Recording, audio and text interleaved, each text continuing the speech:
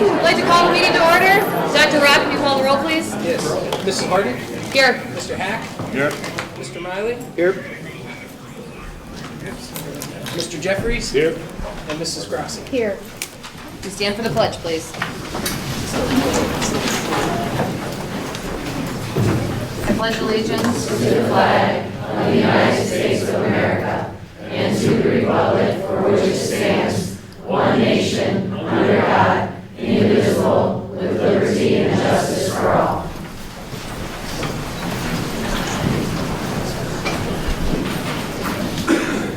On behalf of the board, I would like to welcome all students, staff, parents, and interested community members to tonight's Board of Education meeting. I would like to remind everyone that this is a meeting of the Board of Education had in public for the purpose of conducting the school district's business, and it is not to be considered a public community meeting.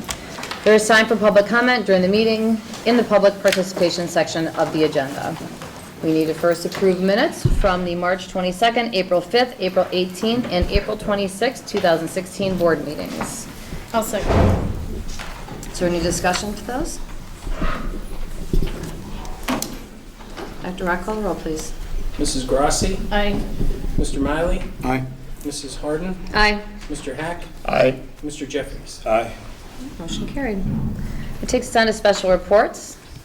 We do have one today, Mrs. Harden. We have Cheryl Lanning somewhere behind me. She's going to give a presentation concerning our special ed program.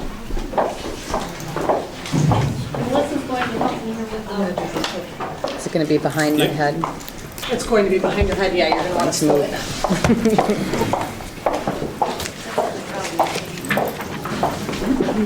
So tonight, actually, my presentation is two-part. We're going to have a brief overview of special education funding and how we use those funds in the district, and then I'm going to go into programming, services and programming throughout the district. So, Is it up? yep. Okay, ready? You can see that? Okay. So overview of the presentation. This is sources of funding that we receive, how Riverside spends funding, ways the funds are monitored, and then questions and answers.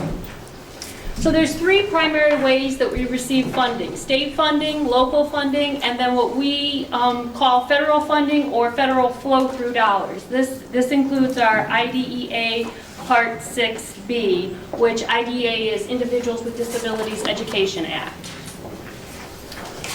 This federal flow-through money is broken into two different avenues that we receive funding. The first is IDEA Part B, which is our school-age funding, and all of the data that I'm presenting this evening was based on the 2014-15 school year, since this school year has not been officially closed out yet.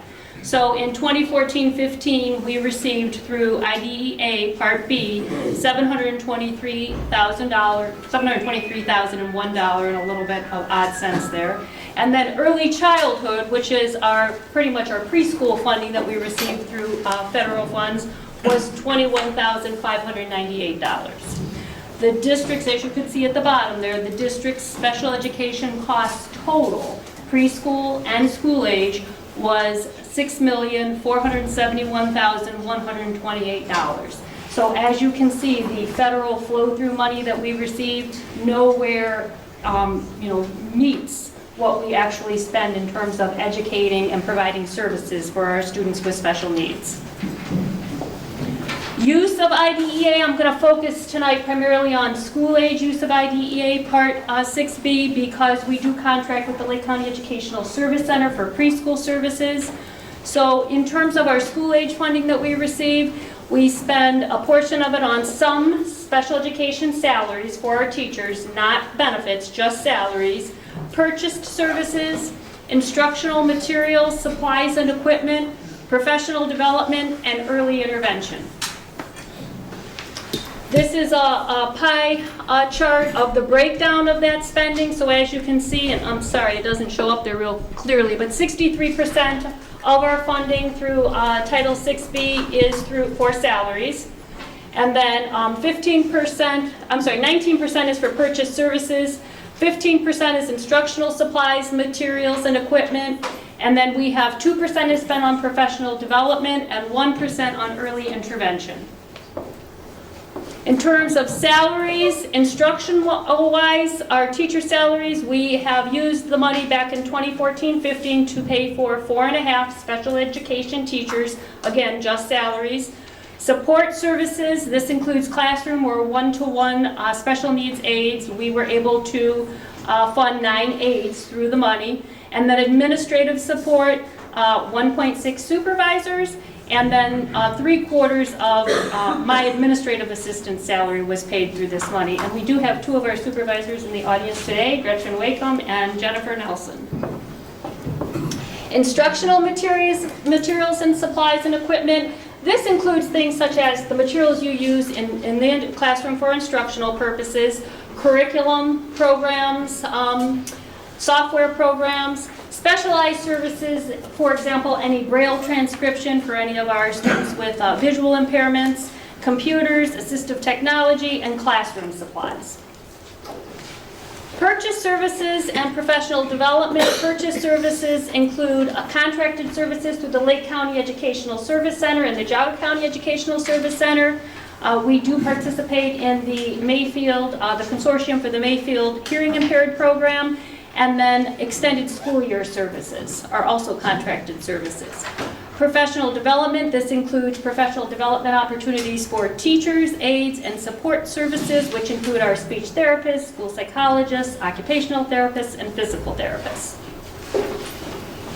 Early intervention, back in 2014-15, we spent a percentage of our funding on the leveled literacy curriculum for at-risk students receiving reading intervention.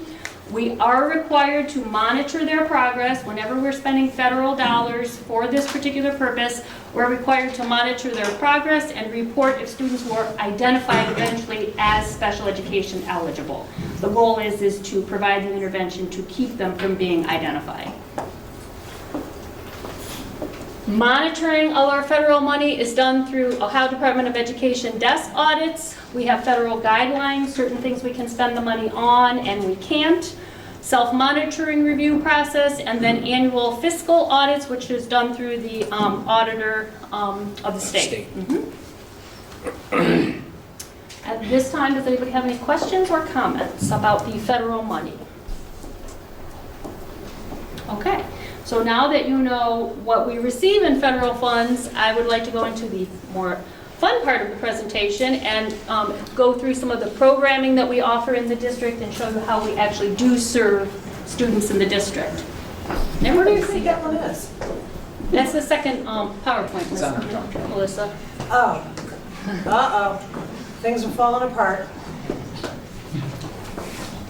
Thank you. You're welcome.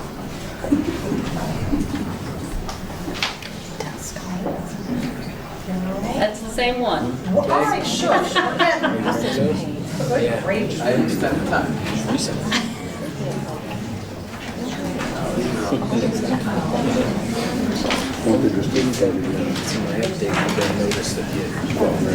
There you go.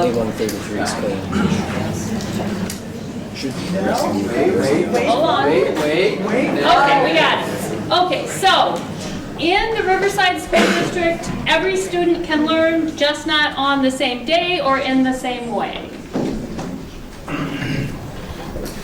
So our total student population in the district is 4,207 students. Special education students, we have 56 preschool students identified and 559 school-age students identified.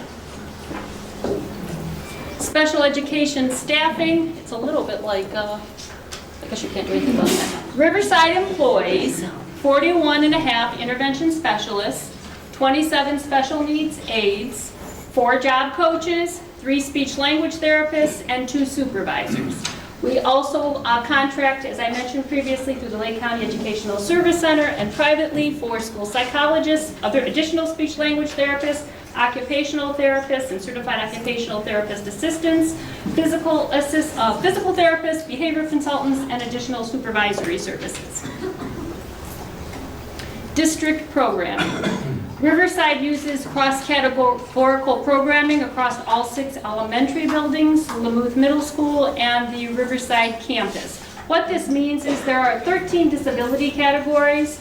For cross-categorical programming, we can serve students regardless of what their disability category is through the programming and services that we have available across the district.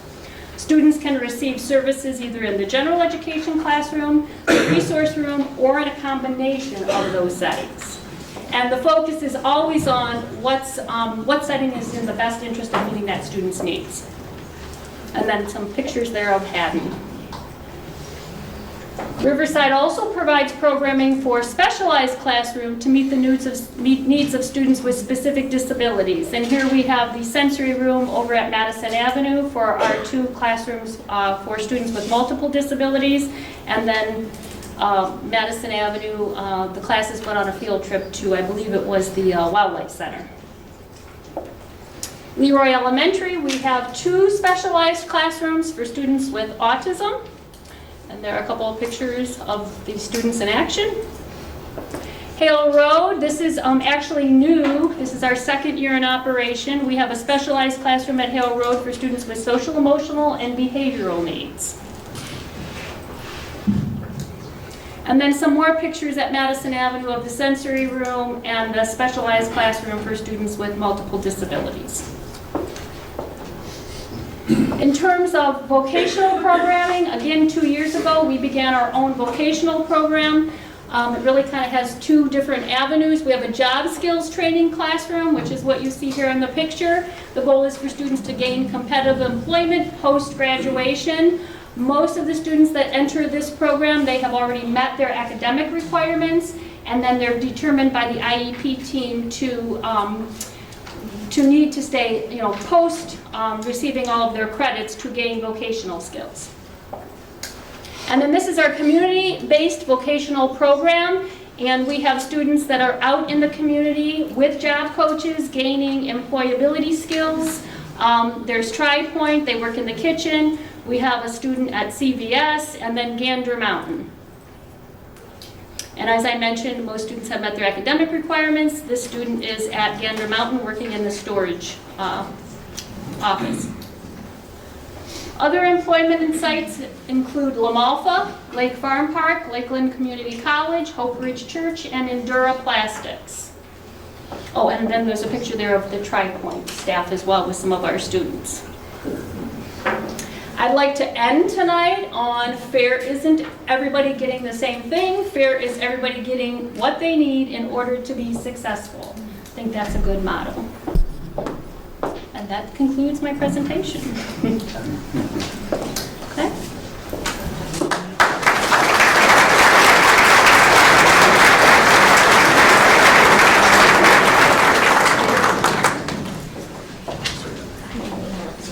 Eventually, we're doing more. I don't know who's going next. It's going to be during superintendent's report. Oh, okay, so nothing right now. So we come back for a question? Yeah.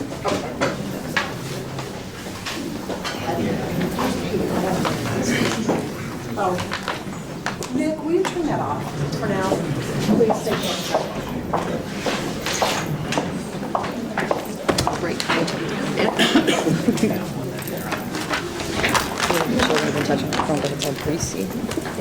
That concludes our special reports, Mrs. Harden. Okay, thank you, Mrs. Lanning. All right, that takes us to the superintendent's report.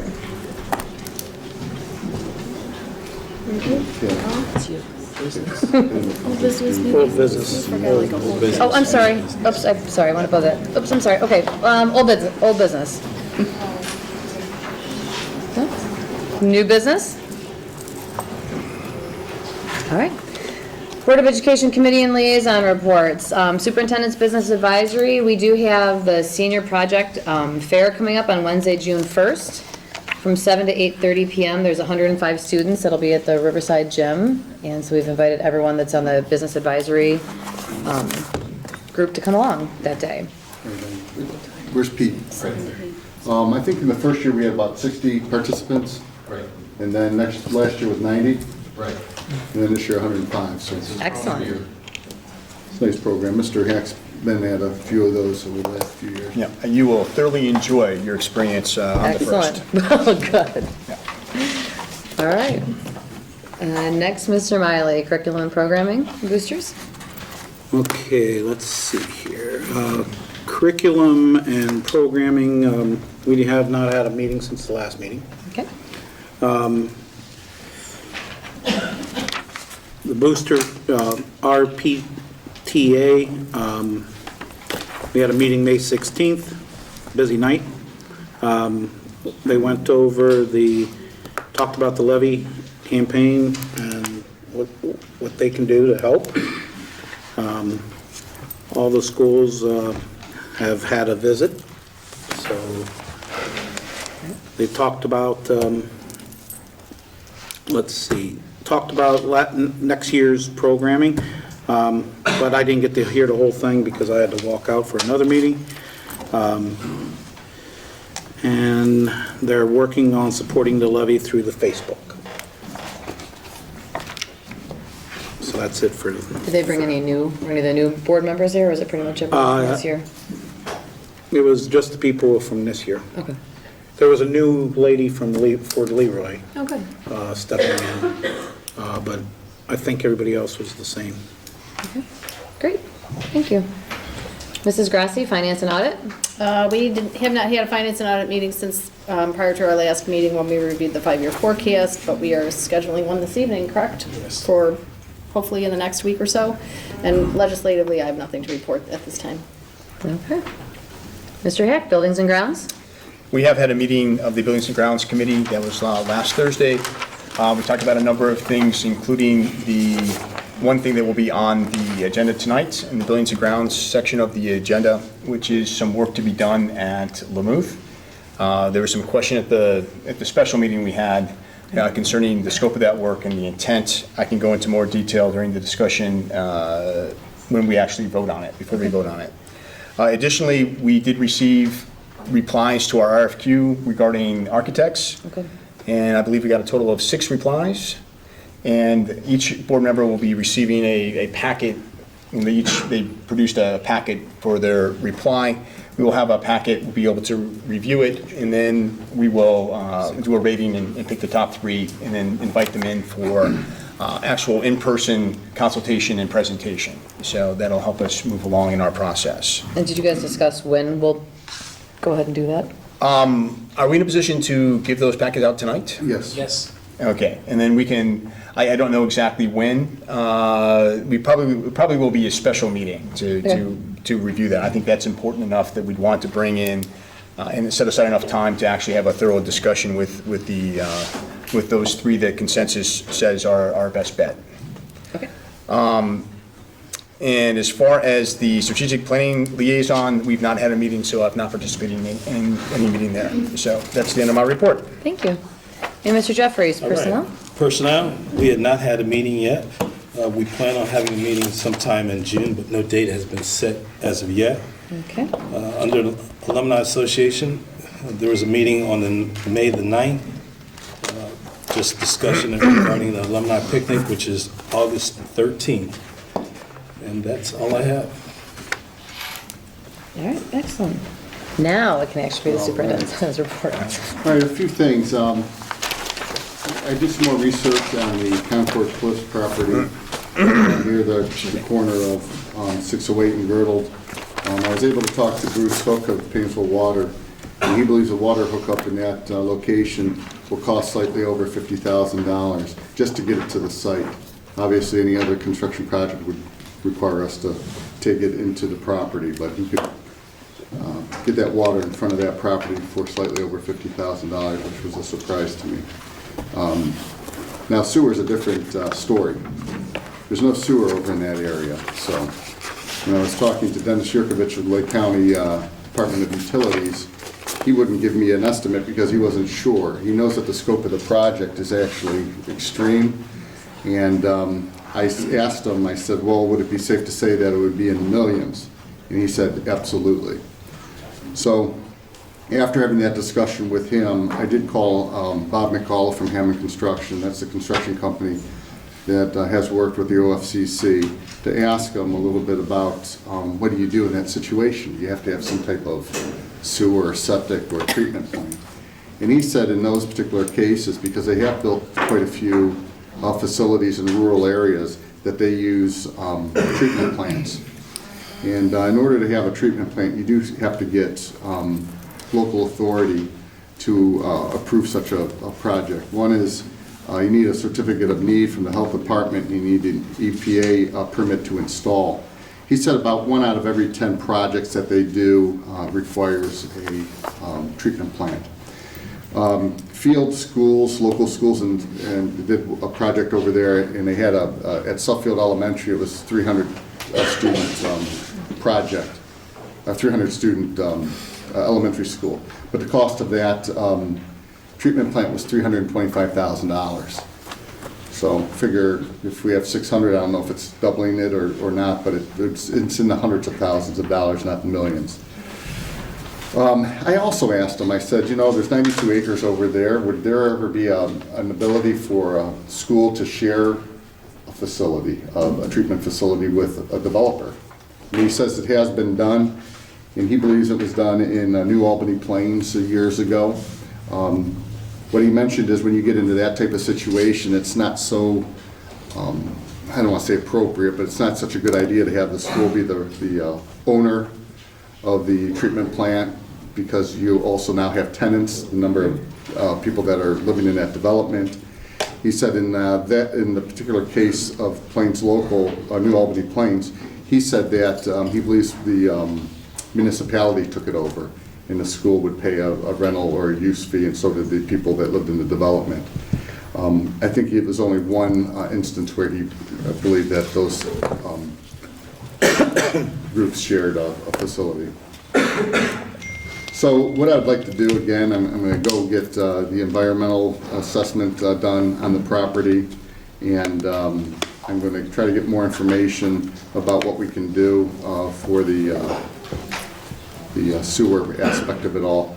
The water is a no-brainer. I think we're $50,000, although that's quite a bit of money. It's not for having city water in that location. If we still consider the Leroy property, we're still going to have to build a treatment plant over there, but without city water. So still, this property may give us the ability to have at least water there. Any questions? All right. I think at our last board meeting, we discussed briefly about the schedule change at the elementary level, and I told you I'd get more information concerning that. We're having trouble getting some of our buses to the buildings at dismissal. Leroy, consistently, we have bus 29 late, Buckeye bus 7, Hale Road bus 63 and 71, Madison bus 49 and 64, and Melridge bus 36 and 62. There's a couple different factors that have caused some of the problems that we're having, but we're just shy of for about 10 minutes or so. We merged our two pre-kindergarten routes to create an additional route in the JRW in the afternoon. That enabled us to get our special needs buses to Leroy on time. And that was a situation where because we combined the two routes, the kids were on the bus a little bit longer during the day. And we don't want kids on buses for a very long time, especially the younger kids.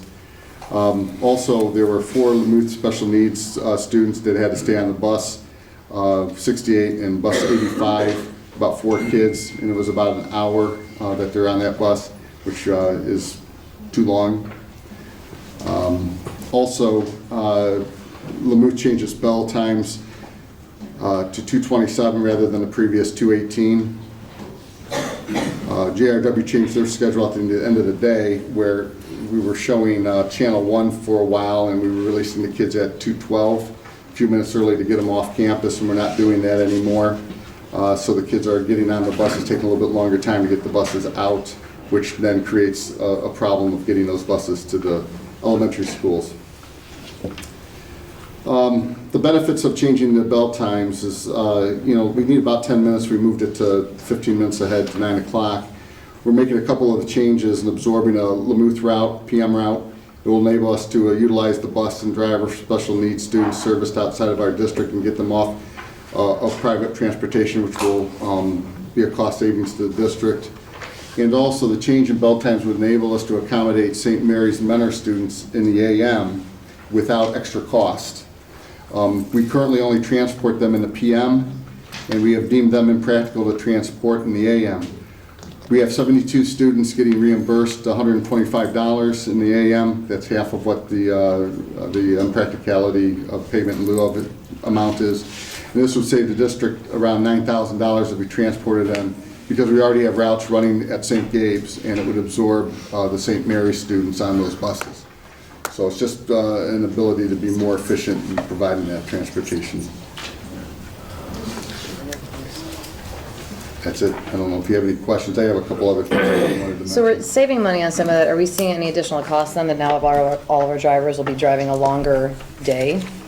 Not that I know at this point. I think it's just an issue of getting these kids into the instructional classrooms and not arriving to school 10 minutes, 15 minutes late. Right, but elementary is ending later. Yeah. So then our drivers are ending later as well. Yeah, but they're picking up the kids later is what it is. They don't have enough time to get to the buildings to take the kids home. Okay. In the AM, there's some issues too, but this will solve our problems for the time being. If at all we ever go back to any three-tiered busing, we might adjust them again another 15 minutes, but not later. Most likely not later. Okay. So what time do they get out? 3:30 now, right, elementary, 9 to 3:30? Yeah, right now, Is it the kids 8:45? are in, the instruction day for the kids is 8:45 to 3:15. Right. So now it'll be pushed back 15 minutes. There's a couple other things. We are going to be purchasing a program called Naviance. Naviance is a college and career readiness platform that helps connect academic achievement to post-secondary goals. It's a comprehensive college and career planning solution to optimize student success and maximize counselor effectiveness and track results for school and district administrators. And Melissa just wanted to mention a few things. We're not in the process of looking at the program. We want to buy it, and she just wants to let the board know what it's all about. It's a tool for our students, and we talked a little bit about it in the last programs committee, and since then we've talked about it. I talked with the guidance counselors, 612. It's a program that will help streamline what our students are doing right now, but part of the reason we're looking to do it now is that there's a consortium going on in Lake County, and Lake County ESC has taken on kind of spearheading this, and we're getting a couple $1,000s on the front end off in professional development costs. So it would behoove us, if we're even thinking about it, and we were, to get on board now so that we can get in on this considerable, it's about half the amount it would be for professional development, because they're going to train everybody in Lake County at the same time. Almost everybody in the area is going to this program. It'll be a great tool for our kids, whether they're college bound or career bound. It will be something that every student in our district can use. But what I wanted you to know, we don't have the contract yet, because we had to give a verbal commitment so that they could get the pricing together to give us an actual quote, because they couldn't do the quote till they knew how many schools were participating. So I thought it was important that you guys knew that it was coming. You will get the contract as soon as we have it to approve it. And it's roughly, without the PD cost, because I don't know that part of it, about $10,000 a year. What does it do? It will, it is it'll do an interest inventory. It will match them with jobs. It will seek out colleges. It provides webinars and things like that for college readiness. There are other tools that we can use to help guide them. Maybe they aren't going to college, maybe they need a career path, and then this will help them build a schedule, or what courses should you be taking, things like that. It keeps it all together. We can send transcripts through this. We can communicate with colleges or the Career Center through this program. So it will streamline things that we're pulling and not tracking very well for our students. And will our guidance people be doing this for our students? They will be a part of it. And then the additional position that we posted, the college and career readiness position supervisor, will also assist in implementation. Does it keep individual students' information? So if a teacher would write a recommendation for a child to be on the National Honor Society, that would be part of that record? Yep. You can upload documents, yes. It's a phenomenal I mean, it really has a lot of very good features to it to streamline a lot of what we're doing that kind of has gotten piecemeal together. Can we And streamline the process for teachers to recommend kids? That I don't know how that process works. Because I don't know enough about the professional development, about how that works. But I know that the guidance counselors, when I met with them to kind of get their input, said that the counselors in the area that use it speak very highly of it. That it's a very good tool, not only on the adult end, but on the student end. And parents can access also, so all that information is there. One last question. Does it track students, like their hours that they volunteer? Because we require that for a lot of different things, especially college interests. That we could set that up through there, because it'll track, like, they can set out a course plan for 6th through 12th grade. What courses are you going to take? Are you meeting the school requirements, the state requirements, the testing requirements? All of that will be in one place, not only for the student, but for the parents too. So parents and students would be able to access it as well? Well, you may have to access through your student. When I say parents can access, you will be able to, by virtue of your child having to log in. I don't think you'll have your own login. Okay. But I don't know for sure. We're just starting. Well, what's nice about this too, at our Lake County Superintendents, actually Lake and Geauga County Superintendents meetings, we're talking about the ability to have a clearinghouse too of manufacturing companies where we can have a consortium where our students can go and get some experience either through work or interviewing and those sorts of activities. And the AWT is part of it, and also the Cleveland Foundation. And Wycliffe is spearheading this, and we did send a letter of support and also interest that we want to be part of the program. And I'll get the board more information as it comes along, but that's really great because we're doing some of that now with our speakers series, but it's nice to be able to have a clearinghouse where we can call any manufacturing company that's involved in this program, and they can provide whatever type of service or experience that we're looking for our students. Is it kind of an extension of the manufacturing program that we had at Riverside last year? Yeah, but that was part of AWT. Okay. Yeah, there's a couple other organizations involved with it beyond the AWT and also the Cleveland Foundation. So. I understand the legislators are behind that as Yeah, well. they are, absolutely are, yeah. It's a nice program. Also, I asked Mr. Rattino and Mr. Liatsos to give the board a presentation about some new learning opportunities offered at Lamuth and Riverside. We were talking about trying to start providing our students with more STEM-based programming, and with our new block schedule, it has freed up some time, some sections, and some of our teachers at the high school level have gotten together to try to create some interesting classes, both that they're interested in and also that students might be interested in as well. And, you know, over the course of, the last 6 years or so, through some of our cuts, we did reduce some of our offerings. So we're getting back on our feet, and through a cooperative effort, we would like to present some of those classes to the board. They are very interesting classes. So I have Mr. Rattino and Mr. Liatsos to come up.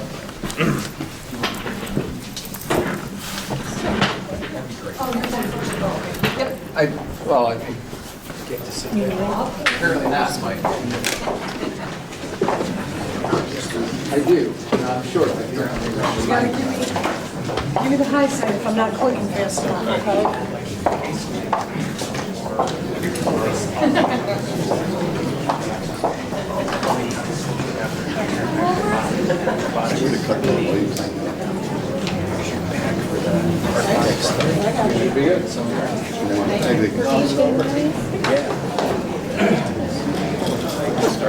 Yeah. There's room here, I guess. You all. Is it one presentation? Just the arrow. Yeah, it's all one. Oh, I didn't know that. Oh, yeah. We shared. All right, so STEM is a popular word that's out there all the time. It's in the news, you hear it a lot, but a lot of questions is what is STEM. Obviously, it stands for science, technology, engineering, and math. But really, when you get down to it, STEM is, like anything else that's popular in education, it's good teaching. And that's kind of what we kind of focus on with STEM. One of the definitions I found for STEM is STEM is a curriculum based on the idea of educating students in 4 specific disciplines. That would be your science, technology, engineering, and math, but in an interdisciplinary and applied approach. Rather than teach the 4 disciplines as separate and discrete subjects, STEM integrates them into a cohesive learning paradigm based on real-world application. So it's that project-based learning that applies science, technology, engineering, math. And, you know, Mr. Leotis can talk about some of the classes that they offer in the high school new next year.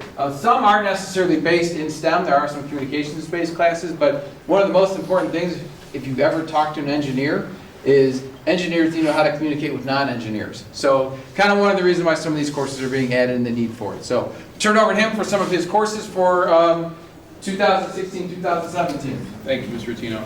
We do have already some STEM-type courses offered at the campus, and these are some additional courses that we've added to have some STEM-related offerings within them. Currently, our STEM pathway, I guess, is a way of looking at it. We're developing this pathway for the future that students can kind of funnel into the STEM sequence if they wanted to later on while they go through their high school career. Currently, we offer exploring technology for 8th and 9th graders, robotics, architectural design, AutoCAD, and we're going to be adding these courses also that have STEM type features within them. Digital storytelling in the digital age. This is a course that we're going to be offering for the 8th graders, and basically it's a course where you're using digital tools to design and create like writing and things like that. Instead of just using paper and pen, you're going to be using different media to create your writing. So we feel that's going to be pretty successful to help create 21st century skills for our students. Go ahead. Air and space. This is basically an astronomy course. This falls into the whole science aspect of STEM. This will be offered at the high school level. So just this will feature things about studying the planets in our solar system, things like that. Go ahead. Zoology. This will center on the study of animals. There'll be some dissections, obviously. Those types of things that kids will be doing with that course. Go ahead. I want to just read them to you, so I'm just going to go over them real quick. Forensics. This is a popular topic nowadays with all the TV shows centering on forensics. So we feel this will be a very popular course for our kids. Go ahead. Anatomy and physiology, the study of the human body. I don't think there's going to be any kind of dissections in this class, but I think it'll be some pretty interesting topics to discuss. Marketing. I'm excited about the marketing course. Again, different strategies and how to sell things and how to create things.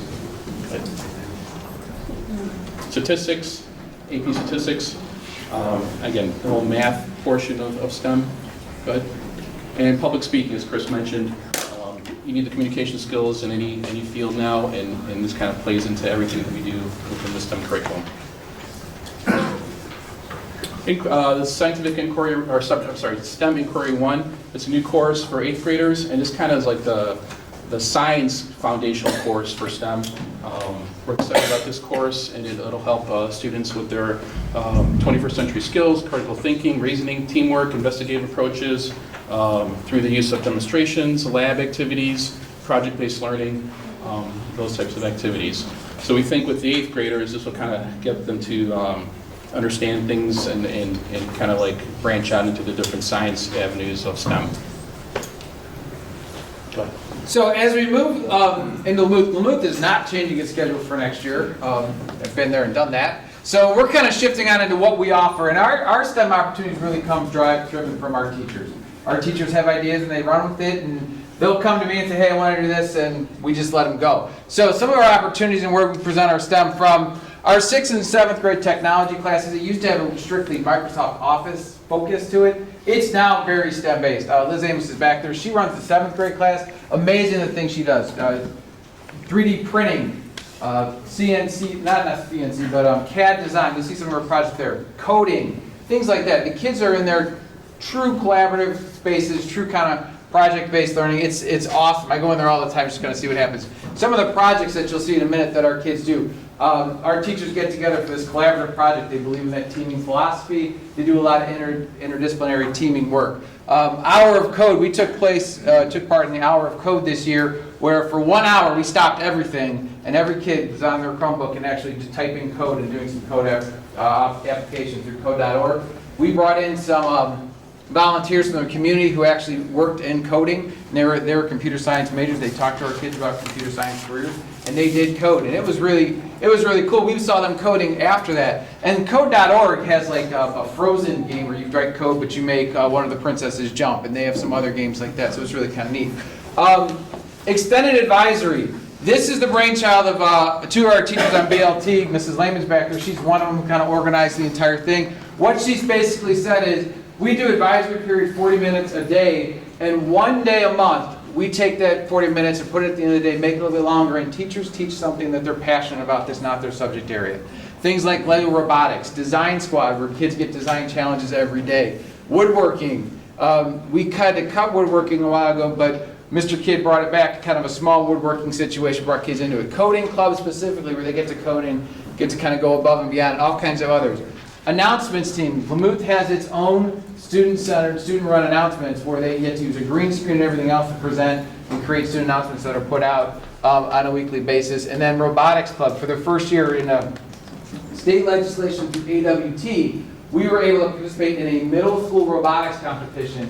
And we had 3 teachers kind of volunteer their time to be a part of that. And on the day of the big high school Robobots, in the middle of it, the junior high got to go, or the JV, and they put these little rinks in, and our kids had their battle bots and got to battle, and it was really neat. I know Lamouth had 2 teams. We had a 6th and 7th grade team, and then John R. had 2 teams that were there, which I think overall had the best team names. So it was the Fighting Toasters and Team Bada Bing. I mean, you can't get better than that. So, you know, at least creativity-wise, we did pretty good. Other than to talk more, because all you know I can talk forever, I made a video just to show you a little bit about what our kids do on a daily basis. So, yeah, we're ready.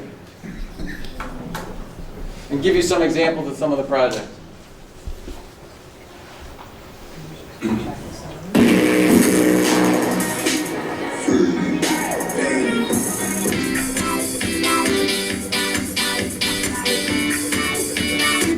Hey guys, Colin here to the Riverside. This week, events continue to work really exciting.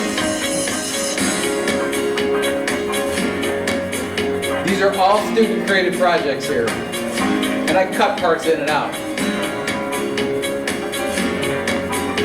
That's here. Anyway, this is our top 10 things engines are useful for.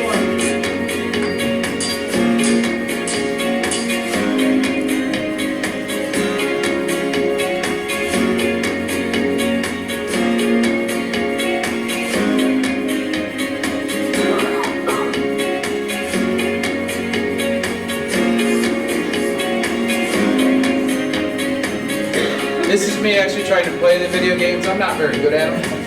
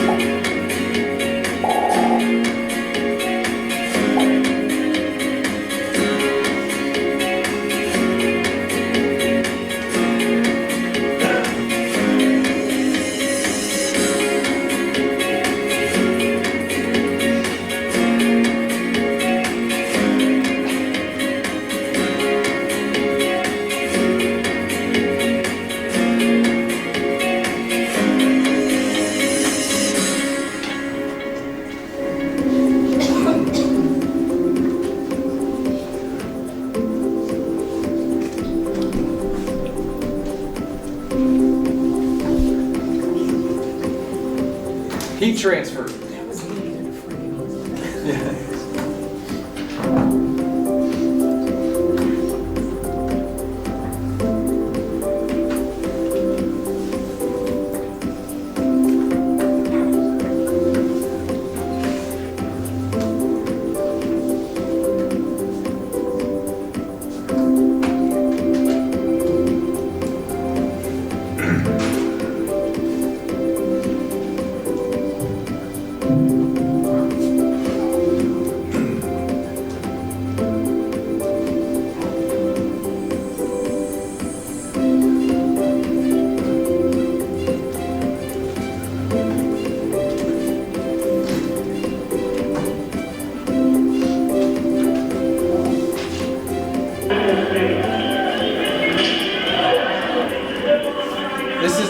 high school competition on that day. But this is us kicking Mentor's butt, so I thought I'd put that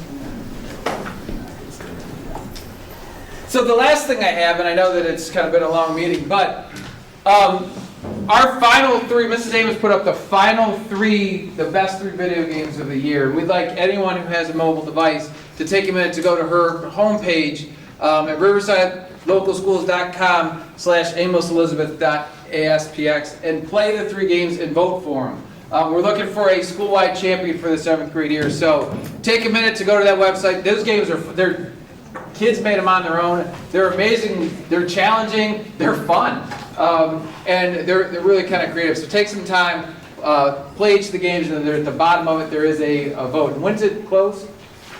Tuesday. So voting closes Tuesday. So please take a minute to go vote. And that's all I have. Thank you. Good.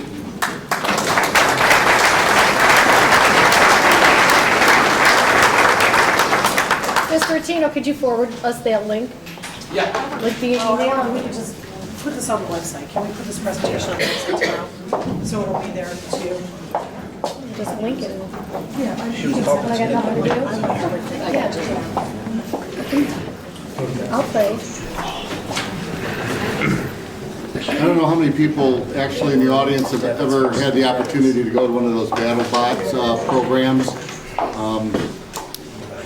I've been going last 4 years or so. It's usually on a Saturday in late April. Next year, if you don't have anything to do on that day, it's a great opportunity to see these kids in action. That program actually has been growing quite a bit too. And what's nice about it is you're getting kids and you're getting some collaboration with local companies like Freedon and Matrix for Riverside. And they provide the basic robot kit for our kids, and on the weekends they go to their facility and they use all the resources that are there and the tools, and they create a lot of great stuff, and it's kids from all different types of skill sets. And I do know that Lamouth was involved with, wasn't so much a BattleBot situation. They're a lot smaller, right? They were real small kind of kits they put together. They got to choose a couple weapons, but they got the idea of it with the full remote, and still the weapon on it was like, it was pretty sharp, pretty Yeah, fun. the middle school ones almost look all the same. The high school ones, all different types of features on it and everything else. It was a government line item, budget line item. We had in the past at board meetings, we've had kids come in and show the robots and everything else, and I always said I want one that looked like a beaver with red eyes, gnashing teeth, and a tail that can flip over the robots and things like that. But it's really amazing because during the time that they're working on these robots, every once in a while either Freedon or Matrix will have a larger one. There are certain regulations that you have to follow. It has to be a certain weight and everything else. But these companies make these big robots and they put them in with all kinds of appliances, and you'd be amazed at how much these robots just shred these things to nothing. That's why they're in like a bulletproof arena there. We should sell that to recyclers. Yeah, it does. It just shreds them to pieces. But it's a great program. If anyone has the ability to go next year, I'd highly suggest it. It's very entertaining, that's for sure. They stream it live.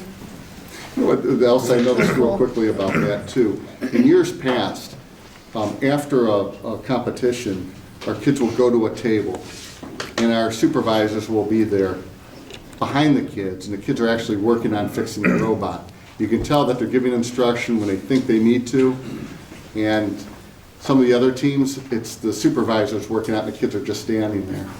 But our kids are very much hands-on. We have very able supervisors, and that's why we've been so successful over the years. one team has been very tough to beat, and it's the girls of Beaumont. They build really nice robots, and they're always up there. They've won the competition the last few years. I don't think they won this year, though. Madison. Did they? Did they again? Okay, well, I know they did in years past as well. That concludes my report. Okay. Dr. Rack, treasurer's report, please. Okay. First things first, I handed out the RFQs, so that all the board members have a copy. That's this big pile here, these here. The next item is, we discussed purchasing fuel through the OSC for our buses this year. So we can move ahead with that. We're already a member of the OSC, so there's just a form we have to fill out. That's the Ohio Schools Council. We're already a member of that consortium. So we're going to purchase our bus fuel from them next year, following their prices from those prior discussions that we had. And are we going to be price locked like this year, or how's that going to work?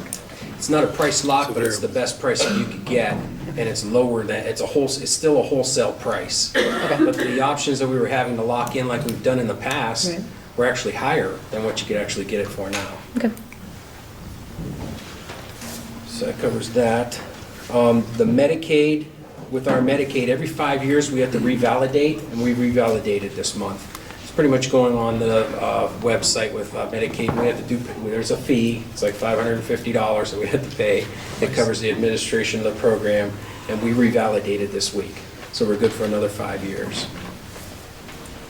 The audit went, there's one part of our audit is called a single audit. It's the A133 audit, and that's for our federal money, and it's good timing because we just talked about a lot of federal funds that we have. And that gets also reviewed by the Office of Federal and State Grants Management, and we got a clean audit from them too. It was clean to begin with, but it's still nice to have the support from the Ohio Department of Education and specifically the Office of Federal and State Grants. So with a clean audit from there, we got notice from them. On the agenda tonight, there's a resolution for the Chromebooks, Phase 3. Again, we got a great interest rate. The interest rate is 2.84%. And again, that's due to that we get the governmental rate, which is a fabulous rate for us.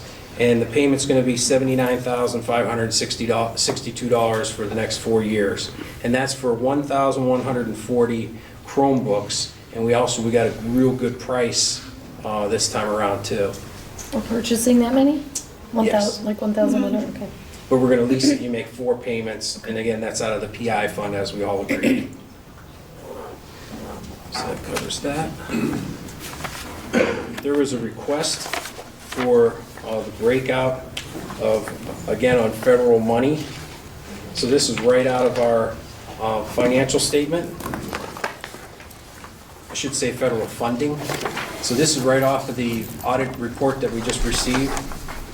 If you look at page 1, or the front page, I'm sorry, the one that says Federal Awards Expenditures Schedule.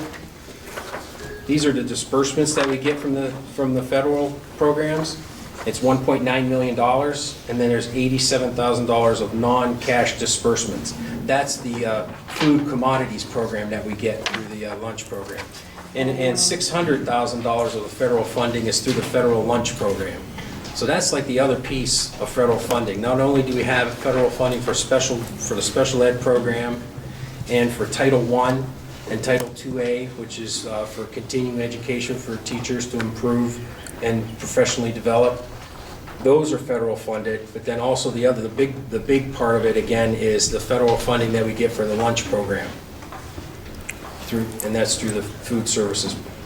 Right, and these dollars are, as I recall from our earlier discussion, these dollars are not on our 5-year forecast because they're a separate category of funds. Every one of these is in a separate fund. And it amounts to 4% of our total revenues. So if you look at the total revenues is $46 million, you say, geez, where's that $46 million come from in our 5-year forecast? It's $39 million. That's the extra funding is these other funds, because we're looking at all our funds. And on the back is the total revenue, so you can see just where that number pulls from, just if you needed to trace it out. Mr. Miley, did you have a question? Yeah, I do. This is the first time I ever saw this kind of thing here.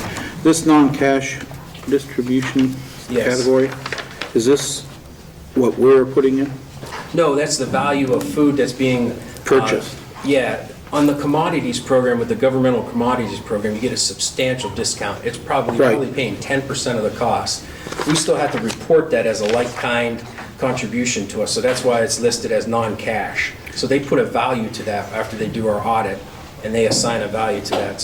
So $88,000 of value of food came to us through the commodities program. Does our school system use it as much as possible, or do we still go out and buy from like Gordon Foods and? Well, we still buy from Gordon Foods, but we do maximize that commodities program, because that's where you could get some substantial savings. Right. That's what I heard, but And I maybe heard we we can have didn't. Michelle give us an update on it, but I know she utilizes it. That might be a good thing. Okay.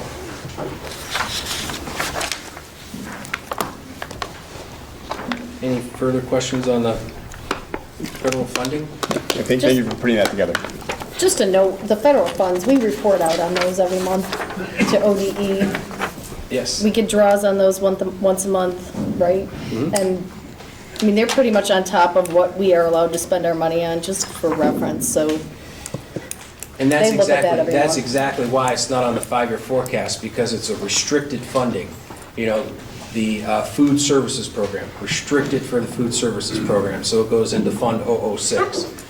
Title I, restricted for Title I, restricted for IDEA. They all have their own separate funds, and they're restricted for that program, and you have to follow that type of spending that's required. Does that help with that? It does, thank you. And then my final section, later in the agenda, you're going to see the CCG project, and we have Brian Tinney, Jeff Reed, and Dan Wayner are here also. Then we could probably debrief a little bit about the buildings and grounds meeting, because I have the data Sure. on that. So here's the some sheets on that, just in case we need an extra. This is the same? Yeah, it's just one sheet. So on the back of the sheet, you'll see one that looks like this. That's the payment schedule, where it's spreading out the payments over 2 fiscal years. So the Buildings and Grounds Committee recommended that we utilize that. So that's the last option down here that's circled. Okay? And that's pulling together both alternatives 1 and 2. And so we're going to do the financial end first, and then we could get into the details. So on the front page here with all the columns, this is the PI fund budget. And this is how I'm working in those alternatives into this budget.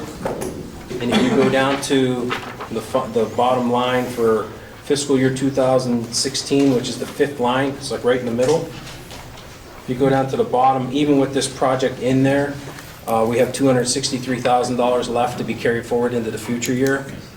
And then the next year, you'll notice it's $18,000 left over.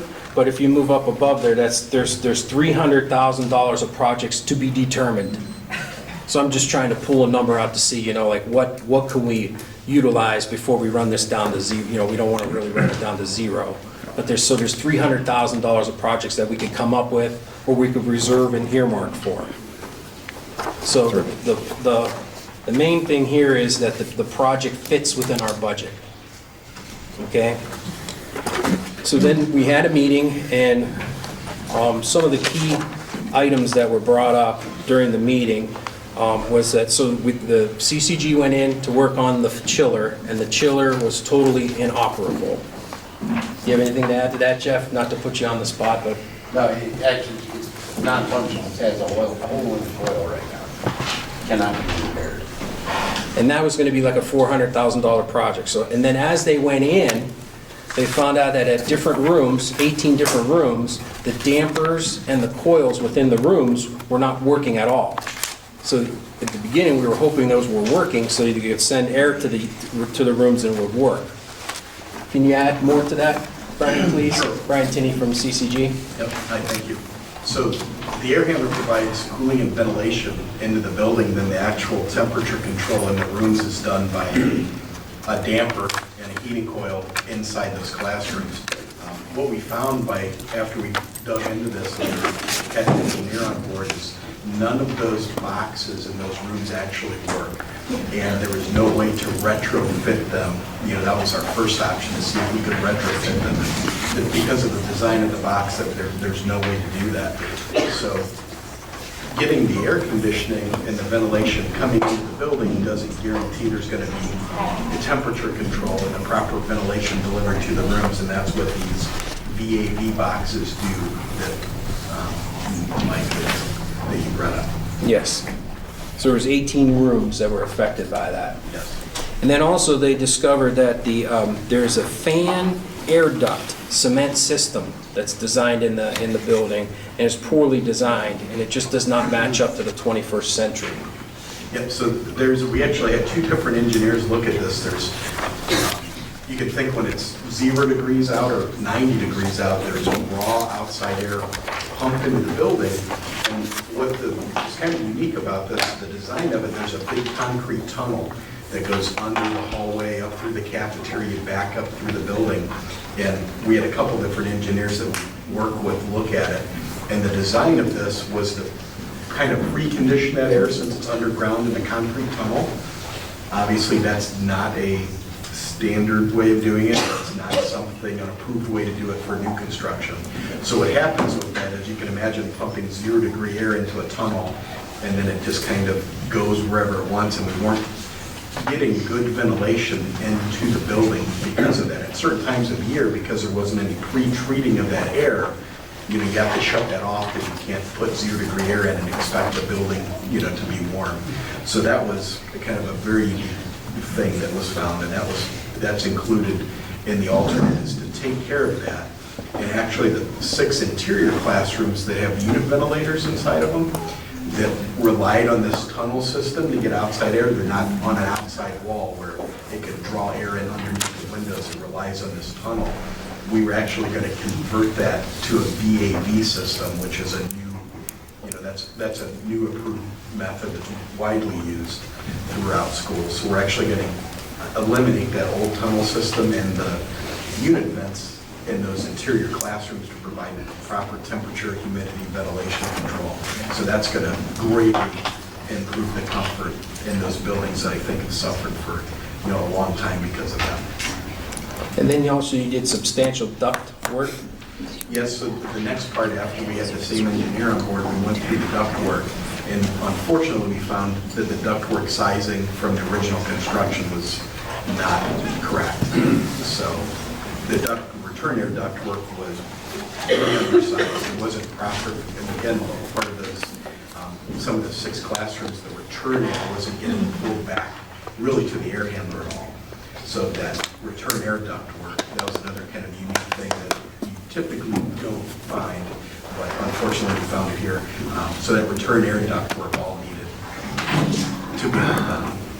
And that's all part of alternative 1. Correct. And then alternative 2 has to deal with the boiler system. And the boiler had not run for 10 years, and this would improve, get the boiler running properly on the return water system. Yes, so long story short on that, there's a certain pressure that the heating hot water system boilers need to run at, and as you bring, water in and you heat it up to say 180 degrees, the water needs to expand, and when that expands, it creates a lot of pressure. So what we found was one of the boilers, the water was not properly being managed, and when that water would heat up, the pressure was so high that the boiler would either pop its relief, so it was unable to run, and like we had found out, that's been about 10 years that boiler hasn't been operational. So one of the concerns with that is when it's cold out, you have 2 boilers. One is there for redundancy and one is there to actually run. So there's been only 1 boiler, and luckily, the maintenance staff has done a great job maintaining the 1 boiler, which has been great. So I don't know if you've had problems with, not having heat. But this is going to improve both boilers, so the pressures can run where they're supposed to be, and you're going to have the redundancy. And it's for the future, it's going to be able to kind of maintain itself without the every year, every day in the wintertime going over and having somebody have to manipulate the system to keep it running. And all of CCG's bids are on the state contract. It's already been competitively bid, and you've won the lowest bid on your services and parts Exactly. associated with this. Yes, exactly. And then there's one part that we're getting from another company because they're the low bid for the ton unit, the 70-ton unit. For the air conditioning, We- that's purchased direct by the school system. It actually worked out really well. There was about a $30,000 savings by doing it that way, so that was a nice bonus for that part of the project. And that's going to be coming on time, because I know there was concern about that. Yes, that part was actually ordered. It's already, Okay. that part's already board approved, so we're mostly Right. talking about the alternatives. Okay. And Mr. Miley and Mr. Hack asked some very in-depth questions. We reviewed a lot. Is there anything, I'm doing the summary level. Sure, no, and everything is consistent with what we had at the meeting. So thank you very much for bringing that up in public. I would say that it took us a little while for the whole scope of the project to fully evolve. We knew we had an issue with the unit and the air handler, and then as investigation of that led to investigation of other things that turned out to be not fixable and need to be replaced. And then we had the issue with the underground tunnels as well. And frankly, if we're going to move forward, we're going to do it right, it makes sense to do it all together, and that way we have a fully functioning heating and ventilation system for the north. It just does not make sense to kind of piecemeal it and do it that way, in my opinion. So, Mr. Miley, I don't know if you have anything to add? Nope. I agree. And it serves us into the future. Absolutely. Right. It'll serve us well into the future. Right. Good. That concludes my report. All right, And thank you. that's on later on, but it worked well with handing out the data. Perfect. All right, that takes us to public participation. If there's anyone. I'm sorry, I had one more. Oh, I'm okay. sorry. I saved the best for last. Great. The OSBA Northeast region is having a OSBA night out at the Captains game, the Lake Erie Captains. And tickets are $10 each. It's August 6th. It's a Saturday, so there should be fireworks. And half of the ticket cost goes to a fundraiser for the Lester Marison Teacher Education Book Grant.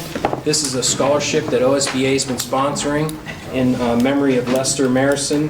I think he was from out towards Ashtabula Way, because earlier on in my career, I met him a couple times. He was very participant in OSBA and helping all the districts out this way, but now he's passed away. And so it's the scholarship that they have for him, and the funds from this night would go towards that, and they have a $1,000 scholarship that they award to a student once a year. So if anybody's interested in getting the tickets, just either contact me or Reno Contapelli's name and phone number are there. Is that for a student in the Northeast region? Yes. Yeah, because it's all in the Northeast region. We should find out about that. And I have the applications for the grant if anybody wanted to apply for the grant too itself. Sorry to add one last thing. Okay. Good Oh, information. this is your buddy. For You're sure. good. All right. Reno. Yes, from OSBA. That takes us to public participation. If I remember the verbiage on it. Anyone who wishes to address the board, please state your name and. Good evening. Yes. My name is Amy O'Malley, and I'm the spokesperson for the Riverside Local Education Association. I am speaking on behalf of RLEA regarding our contract negotiations. 2 days of negotiations are over, and once again demonstrates a complete disregard for our teachers and the value we provide for our community. The discussions very clearly represent the desire of this Board of Education wanting the teachers of this district to finance this district. Districts throughout Lake County are ratifying contracts that demonstrate the value and the appreciation they have for their teachers. And RELA receives empty and meaningless statements of support. Actions speak louder than words, and the actions of this board are demonstrative of a want to return to the turmoil and animosity of a year ago. It is said that those who ignore history are doomed to repeat it. RLEA is united. It is our desire for a fair and equitable contract. We deserve nothing less, and we will not accept less. Thank you.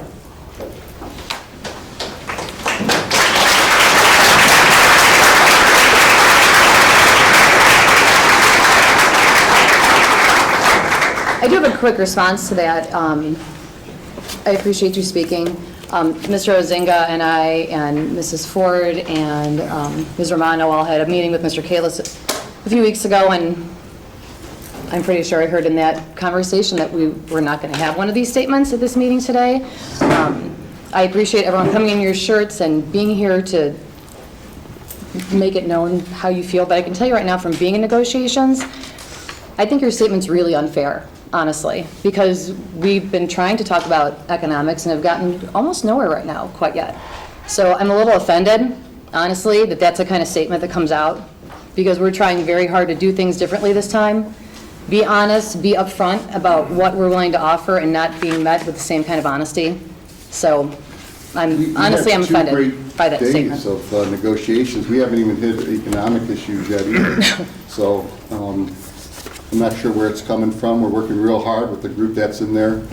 And what you're hearing here is not a reflection of how it's been going. It's not. We have negotiations tomorrow. I'm assuming we're going to get to economic issues, and we'll see where that goes. But what we've been told and what has been happening are two actually opposite things. Yeah. And the people that are in here in negotiations, you know darn well that's the truth. I would also like to make a statement, I guess. As a concerted effort on the part of this board, I know that we have made a big push to do things differently than we have done in the past, and I'm going to look all of you in the eye. We are trying to be different and approach this in a different manner than we have done in the past. I know Mrs. Harden, as the board president, has sat down with our union leadership and our administrative team to have conversations prior to negotiations starting. I have sat down with our union leadership, with Mike Rock present, so that we could review the forecast prior to negotiations starting. And we've only been in negotiations for 2 days.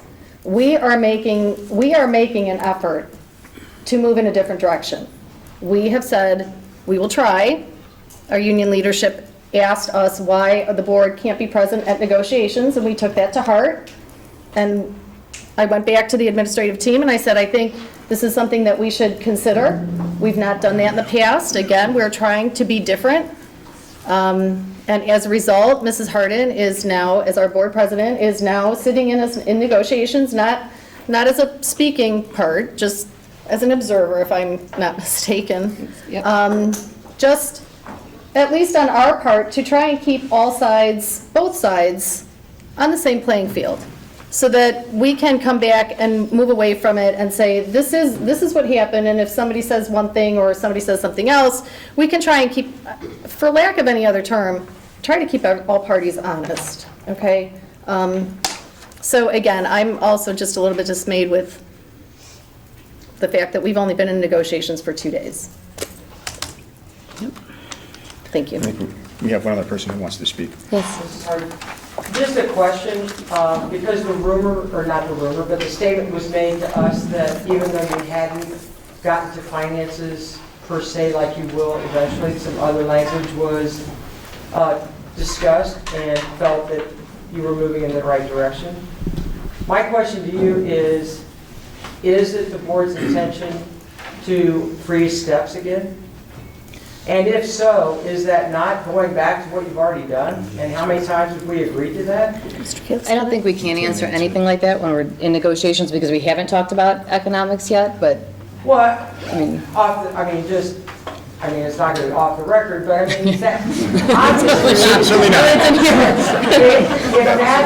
if that's the direction you're going, I would say that would be our perception as far as the statement that Amy made, that we're going back to what we've been doing in the past. I've been here for 22 years, and I'm going to tell you how many times, I can't even tell you how long my salary has been frozen. I have 2 more years, and I would like to end this with at least going out and saying, hey, you know, we did a lot way back when, and finally, we decided that we didn't want to have our steps frozen again, and I'm hoping that that's the direction that this whole thing is going to go. I don't care. I mean, I do care because I've been here so long, and I mean, I'm having children's children now in class, so you know how long I've been here. The day that a grandchild walks in here is probably the dad who's going to walk out.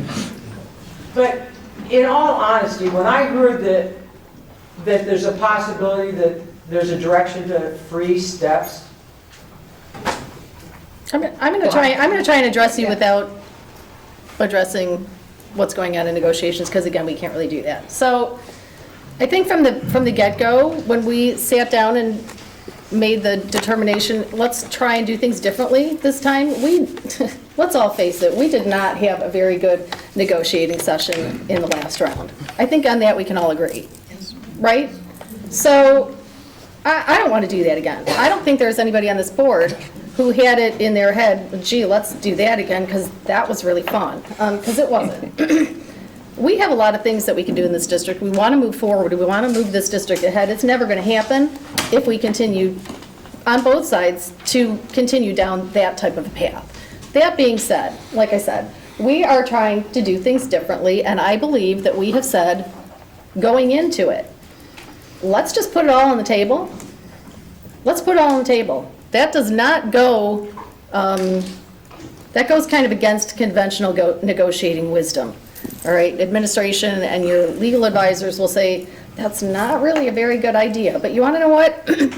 As a board, we said, you know what, I don't want to dilly-dally. I want this done. I want to get it finished. I want everybody to be happy. I want to move to the end of the school year and say, well, let's just get this done, because we've got a lot of positive things to do in the next 6 months. We can't have this hanging over our heads. We're not going to be able to get forward and move forward positively with this hanging over our heads. That, again, being said, I believe we have put everything on the table that we can do. I understand your point, but my point is this. I'm glad that the day-to-day negotiations is much cordial, peaceful, perhaps, I don't know, I'm not there. My point is this.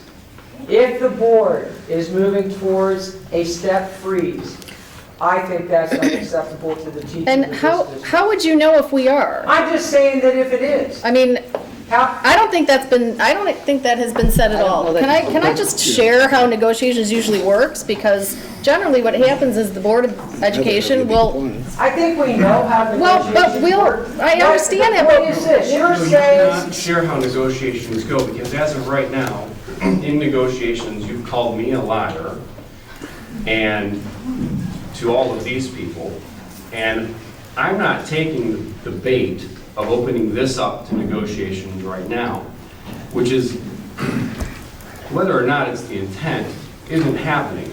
So if you're going to sit up here, and call me a liar, and then pretend to hide behind assumptions in a 5-year forecast, in which it's clearly discussed at a board meeting that a step freeze is included in the 5-year forecast. That was November of 2015. To then say to these people... We're not working on the November 2015 forecast. We just had one approved. The forecast hasn't changed. Okay? So again, I'm not opening this up to negotiating between you and me. The situation as it stands is that we're not going to make a public statement unless it's needed. You already did. Unless it's needed. And at this point, to have the board's attorney come up and issue us an ultimatum, which you were advised not to do, and then expect us not to communicate that back to the board is somewhat absurd, to our membership is somewhat absurd. Sorry, I think we're not on the same page as far as these conversations have been going. Again, my point is, thank you very much for trying to move in a different direction. I appreciate it. Okay. But honestly, how long have we been frozen, Mr. Schlick? How many times in the last 25 years have we been frozen? Do you know? I think the Mr. last Rock? time was 3. Was it not 3 years? 3 years total last time. Last time. Okay, but how many? I think you understand my point. I don't think How many? And people, Shoot, I I've been mean, frozen 9 years on that. people are spending money towards their education, professional development, to 9 be better in the years. classroom. It'd be appreciated to not ever freeze a step again. Thank you.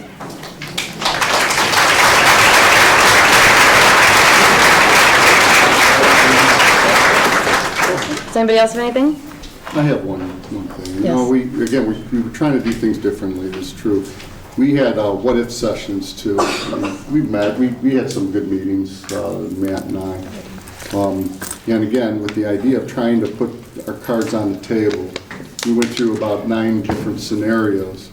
And it's like taking an amount of money you think you can afford in the district and trying to work collaboratively to skin the cat in a manner that's going to be acceptable to the members.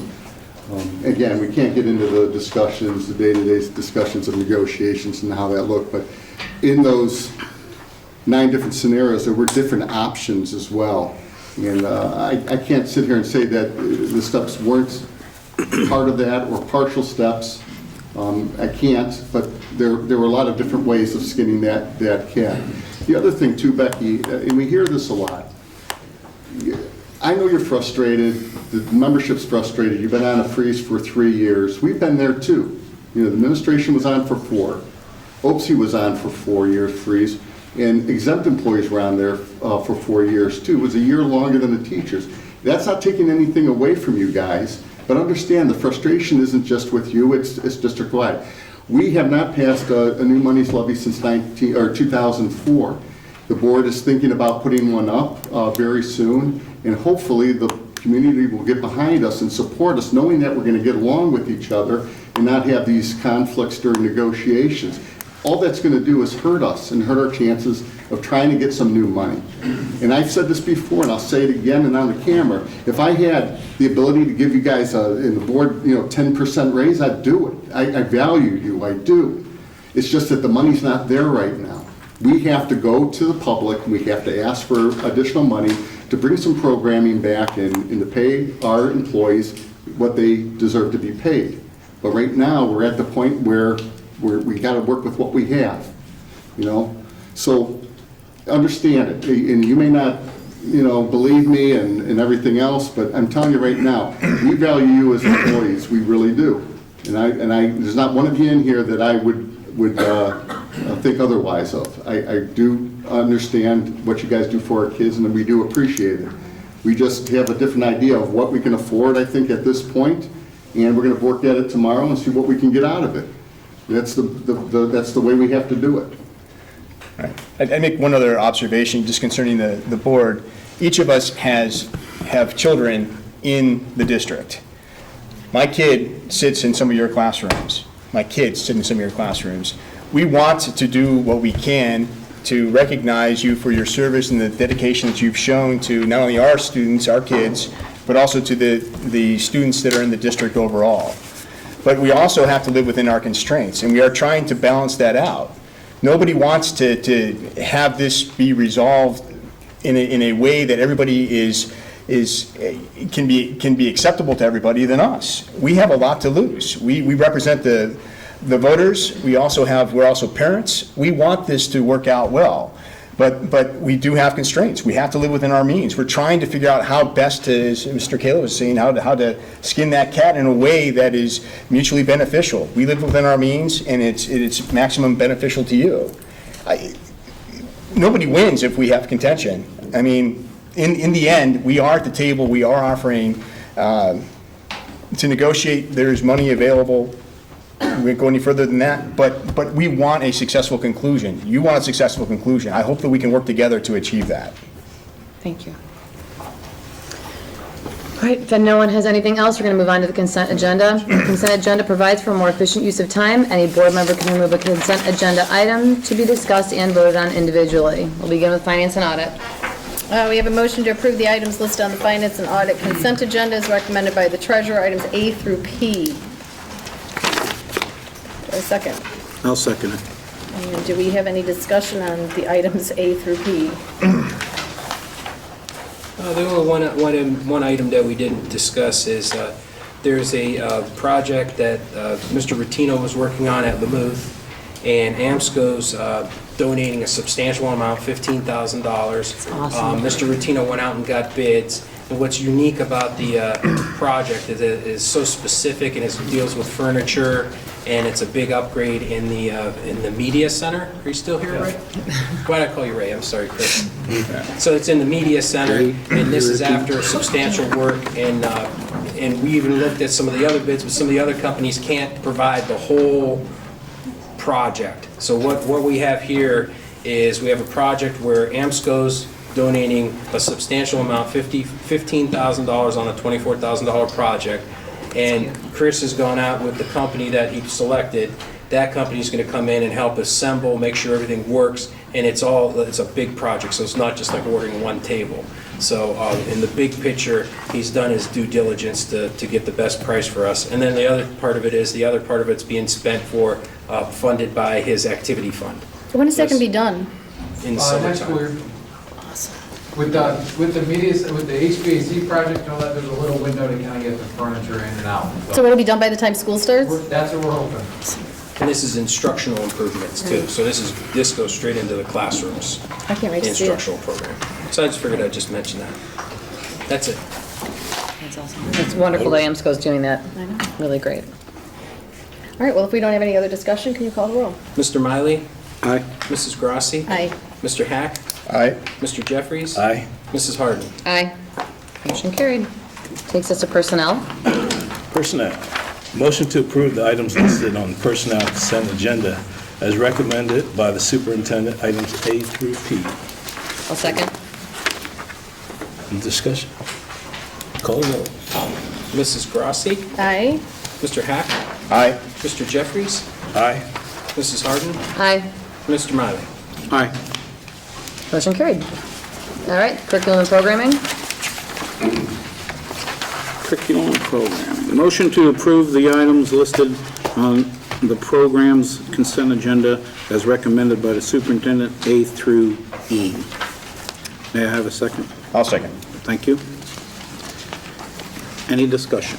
I would just say for letter A, congratulations to all of our graduates since we're certifying the graduation. Right, we're not reading them all? How many do we have graduating? Actually, 315. Also, tomorrow is the graduation for our Auburn students too. We want to congratulate them as well. Nice. Okay, any other discussion? All right, Dr. Rock, if you'd make the roll, please. Mr. Hack? Aye. Mr. Jeffries? Aye. Mrs. Harden? Aye. Mr. Miley? Aye. Mrs. Grassi? Aye. Motion carried. Buildings and grounds. Motion to approve the item listed on the Buildings and Ground Operations consent agenda as recommended by the superintendent, item A. Is there a second? I'll second it. Thank you, Mr. Miley. And this is the CCG purchase and work that we talked about earlier. Chiller project. Yep, thank you. Great. Any discussion? When you call the roll, please. Mr. Jeffries? Aye. Mrs. Harden? Aye. Mr. Miley? Aye. Mrs. Grassi? Aye. Mr. Hack? Aye. Motion carried. Board of Education update. I believe we needed to make a change to the July work session and board meeting, Mrs. Grassi? Yes, please. And I wanted to, yes, and while we're doing that, can I verify that the secondary meeting that we're having in June is June 9th, not June 8th? Your email said June 9th, and the agenda, the notice came out June 8th. Should be Wednesday, June 8th. Wednesday, June 8th. Let's do, Yeah, that's what I have. let's That do was June it. 8th. Right there, your email said the 9th. Oh, I'm sorry, my email said. He's just talking about the ELP one for the morning. The ELP one. Yeah, the ELP one at 8 o'clock in the morning, June 8th, at 8 o'clock, Wednesday. That's why. No, we moved it to Thursday. Remember, because Jack needed to do it Thursday. We did do Thursday the 9th. Okay, We definitely did. we'll reschedule that to the 9th. Well, then. good, because I'll be in Columbus on the 9th. Sorry about that. So what is it? It's on the It's 9th. supposed to be the 9th. 9? June 9th Yes, at 8 o'clock. because I had put it in my Yeah, you calendar.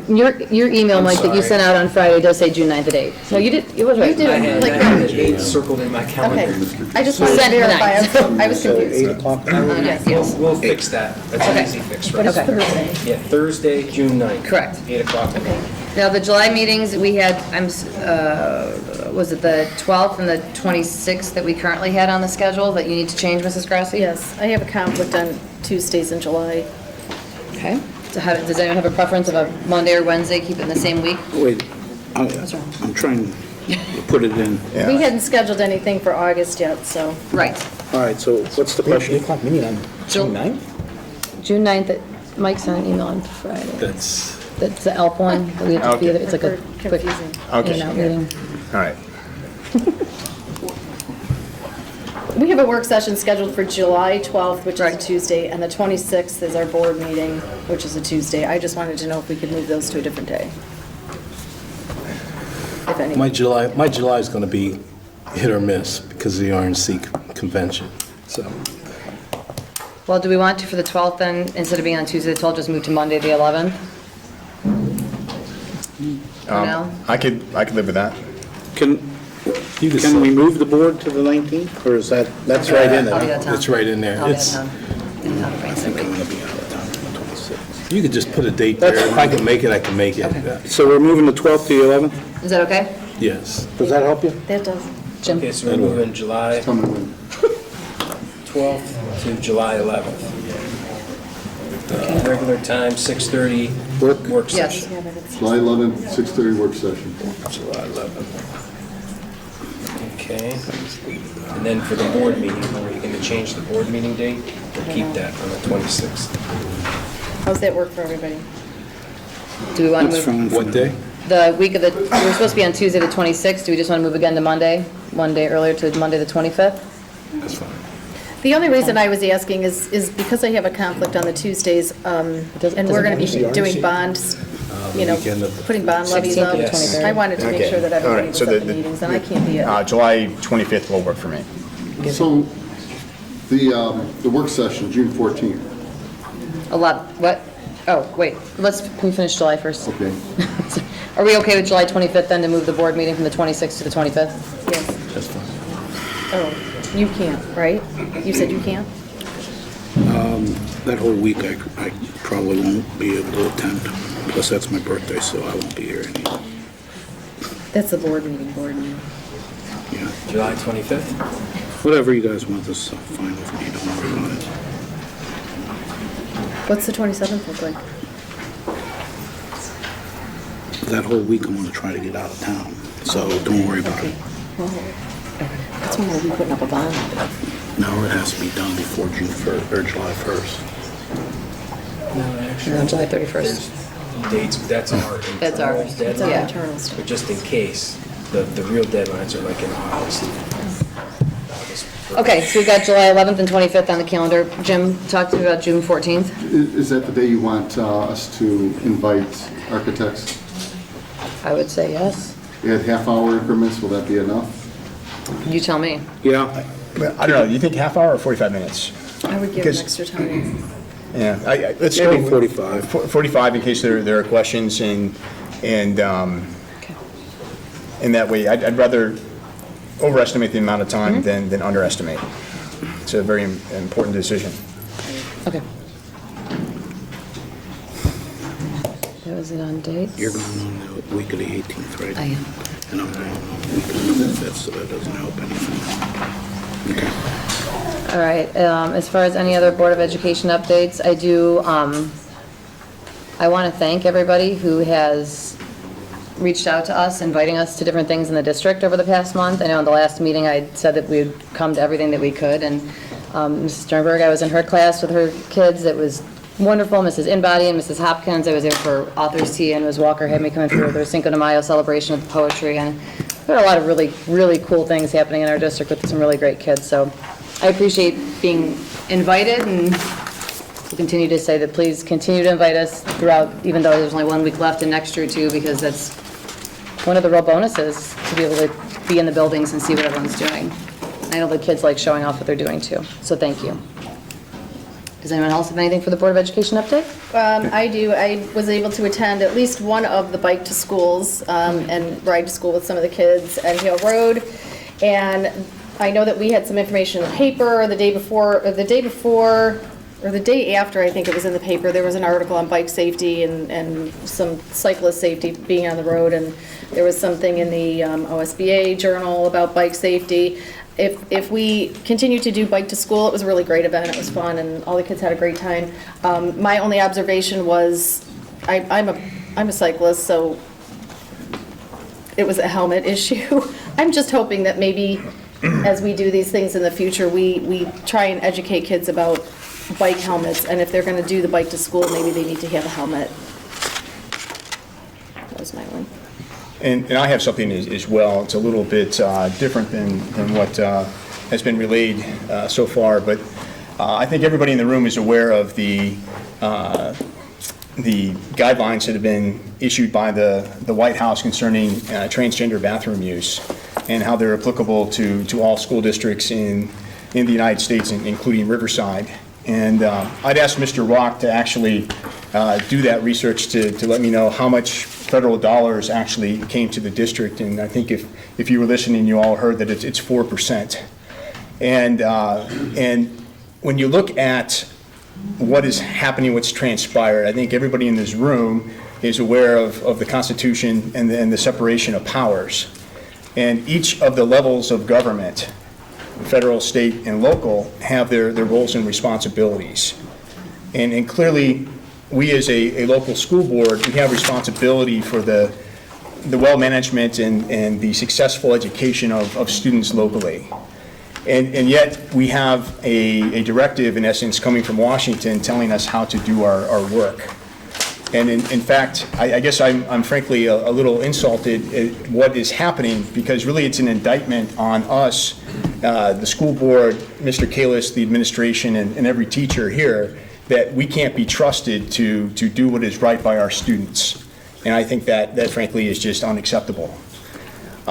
Regardless of whether or not you agree with this or not, it is a deterioration of the Constitution. I believe we are quickly entering a post-constitutional environment, and something like this can't be, in my opinion, can't be withstood if we don't unite and work against it.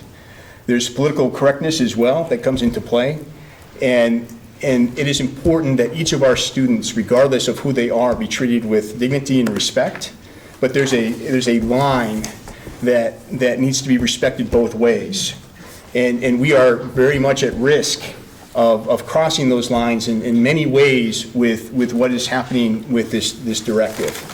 And I am concerned for our students, I'm concerned for our staff, I'm concerned for frankly my kids as the way this is developing. And it's political correctness, so it's evolving, right?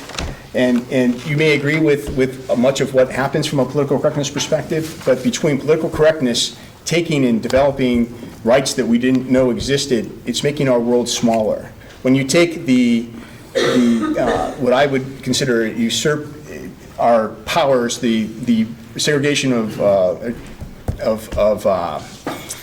separation of powers, and you're usurping levels of government, it's making our world smaller. It's getting smaller and smaller and smaller. And eventually it's going to be so small that each of us is going to be in a box. There's not going to be a room for any independent thought whatsoever. So I don't know if I'm alone in this or not. I think this is the wrong answer. If we believe in America, the idea of representative government and having a constitution in place that protects our unalienable rights, then we need to speak out against this. And for those in the room and for those who might be listening online, our representative at the state level, we have Ron Young, is our representative to the Ohio House. John Eklund is our state senator, and clearly John Kasich is our governor. But this is important stuff, and you have to think about, I have no doubt that everybody in this room wants the students in their classroom to be as well prepared and do as well as they possibly can in the future. Part of what we need to do to enable that success in the future is make sure that our government functions properly and that we are able to sustain that into the future. And right now, I believe that is at risk. So I'm sorry for such a long minute here on the school board, but it's very important, and I think it cannot go without comment. Thank you.